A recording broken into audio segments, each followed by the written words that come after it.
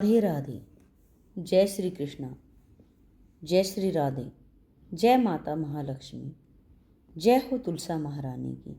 प्यारे भक्तों, आज हम सुनेंगे कार्तिक मास महात्म्य में कथा अध्याय 3, जिसके सुनने मात्र से ही भक्तों की मनोकामना पूर्ण हो जाती है।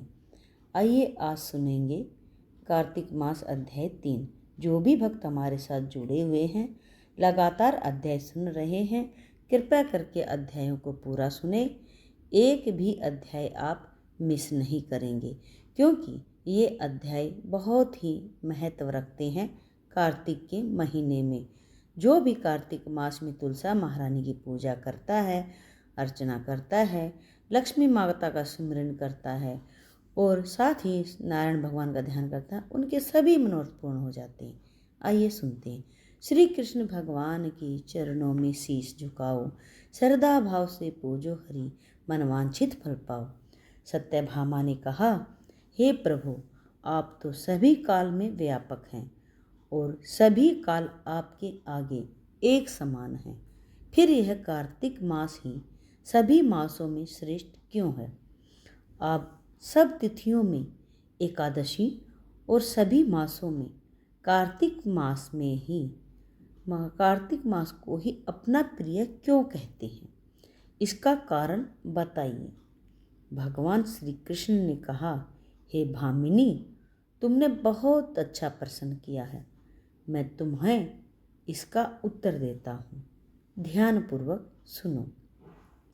इसी प्रकार एक बार महाराज बैन के पुत्र राजा पृथु ने प्रश्न के उत्तर में देव ऋषि नारद से प्रश्न किया था, और जिसका उत्तर देते हुए नारद जी ने उसे कार्तिक मास की महिमा बताते हुए कहा, हे राजन, एक समय शंख नाम का एक राक्षस बहुत बलवान एवं अत्याचारी हो गया था।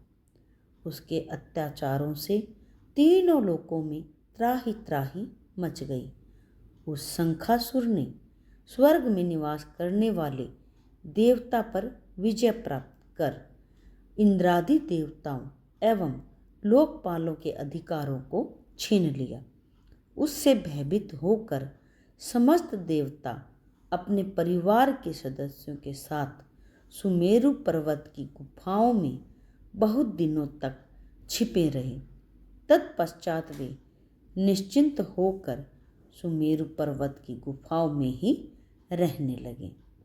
उधर जब शंखासुर को इस बात का पता चला कि देवता आनंदपूर्वक सुमेरु पर्वत की गुफाओं में निवास कर रहे हैं, तो उसने सोचा कि ऐसी कोई दिव्य शक्ति अवश्य है जिसके प्रभाव से अधिकारहीन यह देवता अभी भी बलवान है।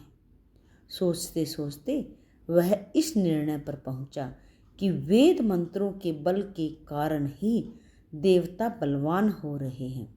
यदि इनसे वेद छीन लिए जाएं तो वे बलहीन हो जाएंगे। ऐसा विचार कर शंखासुर ब्रह्मा जी के सत्यलोक से शीघ्र ही वेदों को लाया।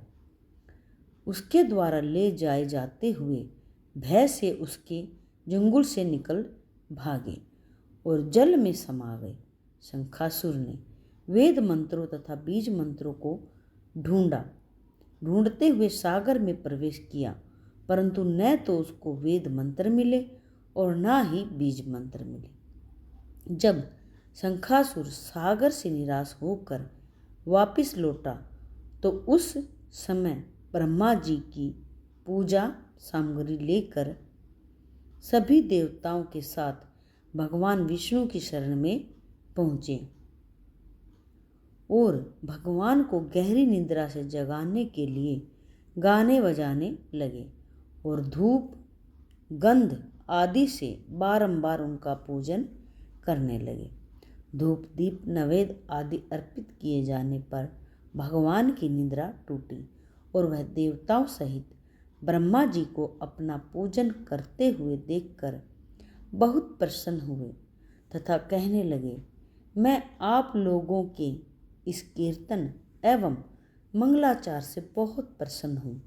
आप अपना अभीष्ट वरदान मांगिए, मैं अवश्य प्रदान करूँगा।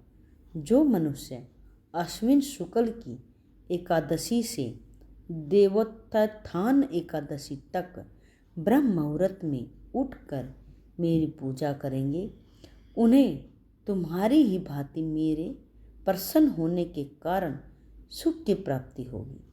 आप लोग जो पाद्य, अर्घ्य, आचमन और जल आदि सामग्री मेरे लिए लाए हैं, वे अनंत गुणों वाली होकर आपका कल्याण करेंगी। शंखासुर द्वारा हारे गए संपूर्ण वेद जल में स्थित हैं।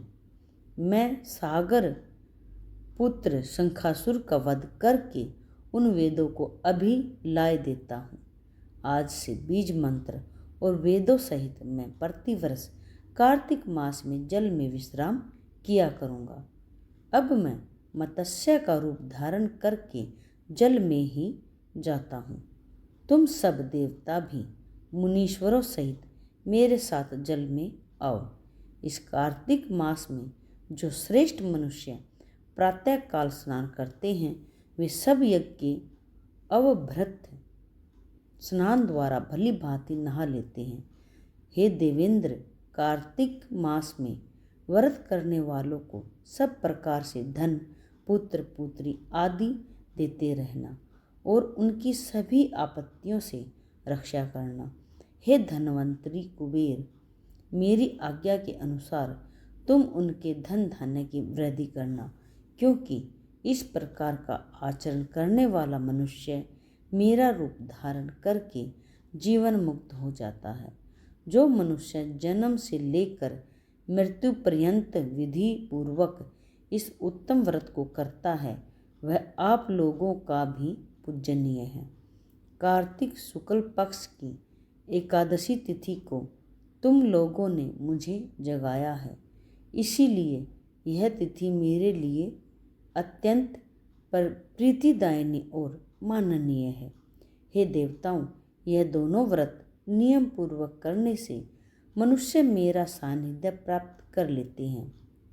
इन व्रतों को करने से जो फल मिलता है, वह अन्य किसी व्रत से नहीं मिलता। अतः प्रत्येक मनुष्य को सुखी और निरोग रहने के लिए कार्तिक महात्म्य और एकादशी की कथा सुनते हुए उपर्युक्त नियमों का पालन करना चाहिए। जय श्री राधे, जय माता महालक्ष्मी। आइए सुनते हैं साथ ही गणेश जी की कहानी। सुनने वाले पर कृपा अथाह बरसे। बोलो गणपति महाराज की जय। एक बुढ़िया माई थी, मिट्टी के गणेश जी की पूजा किया करती थी। रोज बनाए रोज गल जाए। एक सेठ का मकान बन रहा था। वो बोली, पत्थर का गणेश बना दो। मिस्त्री बोले, जितने हम तेरा पत्थर का गणेश गढ़ेंगे, उतने में अपनी दीवार न चिनेंगे। बुढ़िया बोली, राम करे तुम्हारी दीवार टेढ़ी हो जाए। अब उनकी दीवार टेढ़ी हो गई।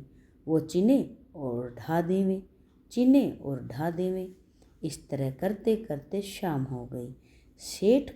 शाम को सेठ आया। उसने कहा, आज कुछ भी नहीं किया। तो वो कहने लगे, एक बुढ़िया आई थी, वो कह रही थी, मेरा पत्थर का गणेश घड़ दो। हमने नहीं घड़ा तो उसने कहा, तुम्हारी दीवार टेढ़ी हो जाए। तब से दीवार सीधी ही नहीं बन रही। बनाते हैं और ढा देते हैं, बनाते हैं और ढा देते हैं। सेठ ने बुढ़िया बुलवाई। सेठ ने कहा, हम तेरा सोने का गणेश घड़ देंगे, हमारी दीवार सीधी कर दो। सेठ ने बुढ़िया को सोने का गणेश घड़ा दिया और सेठ की दीवार सीधी हो गई। जैसे सेठ की दीवार सीधी की, वैसे ही सबकी करना। कथा सुनने वाले पर अपनी कृपा बरसाना। बोलो गणपति महाराज की जय।